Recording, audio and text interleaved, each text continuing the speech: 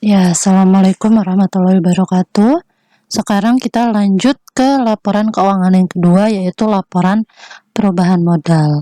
Jadi, perubahan modal ini, jadi gini, kalau perusahaan kan biasanya dia punya modal awal.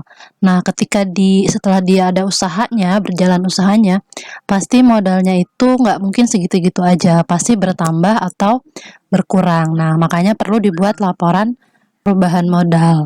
Nah, perubahan modal ini nih, yang menyebabkan terjadinya perubahan modal itu ada 3. Yang pertama itu laba.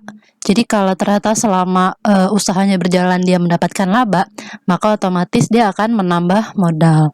Kemudian kalau misalkan dia rugi, ternyata setelah berjalan usaha dia rugi minus, maka akan mengurangi modal. Kemudian yang kedua adalah setoran modal tambahan dari pemilik. Jadi misalkan pemilik perusahaannya itu ingin nambah modal nih, dia menyetorkan uang lagi, maka itu akan menambah modal. Kemudian yang ketiga adalah pengambilan aktiva atau aset berupa kas atau uang tunai ya, kas ini. Nah, di sini perusahaan untuk keperluan pribadi pemilik yang disebut prive.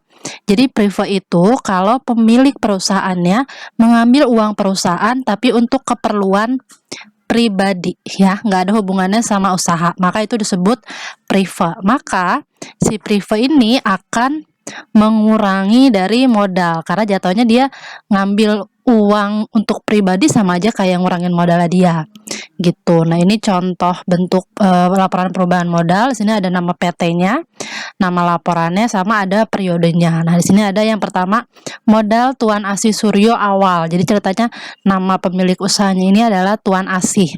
Nah, berarti ada awalnya ya, modal awalnya adalah 24 juta. Kemudian laba bersih setelah pajak, jadi setelah usahanya berjalan, dia mendapatkan laba 14 juta, maka akan menambah ya, 24 juta tambah 14 juta jadi 38.